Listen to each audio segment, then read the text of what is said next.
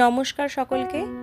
সকালে ঘুম থেকে উঠে স্নান করে ধোয়া জামা কাপড় পরে চলে এসেছি হনুমান মন্দিরে, কারণ আজ মঙ্গলবার 18ই মার্চ।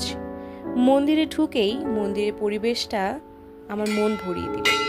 ভীষণ শান্ত এবং সুন্দর এবং গুছানো। মন্দিরের ভিতরে রয়েছে অনেক পায়রা। মন্দিরের পরিবেশটা ভীষণই সুন্দর, গাছপালা দিয়ে ঘেরা। ঢুকলেই মন একেবারে শান্ত হয়ে যাবে। এই মন্দিরটা কিন্তু বহু প্রাচীন। যারা অনেকেই জানো না, কামাখ্যাগুড়িতেই রয়েছে এরকম খুব সুন্দর একটি হনুমান মন্দির। মন্দিরে ঢুকে যখন হনুমানজির মুখটা দর্শন করলাম, মনে হলো সব সংকট কেটে গেছে।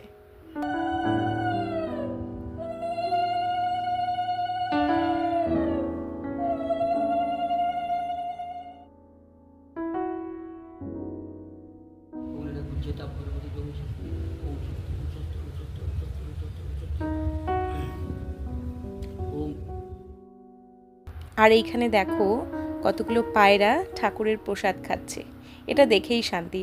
আর একজন দুষ্টু তো মাথায় বসে রয়েছে। এখানে কিন্তু মহাদেবেরও পুজোর আয়োজন রয়েছে, রয়েছে মা কালীরও মূর্তি। এখানে অমাবস্যায় কিন্তু মা কালীরও পুজো হয়। আর এখানে রয়েছে একটা যজ্ঞের স্থান, যেখানে সবসময় আগুন জ্বলে। এই যে আমার সেই বান্ধবী। আজকের পরিবেশটাও ছিল ভীষণই মনোরম। তারপর আমরা উপোস ভেঙে প্রসাদ খেয়ে কিছুটা আখের রস খেয়ে নিলাম। তারপর বাড়ি চলে আসলাম। তো কেমন লাগলো ভিডিওটি অবশ্যই জানিও।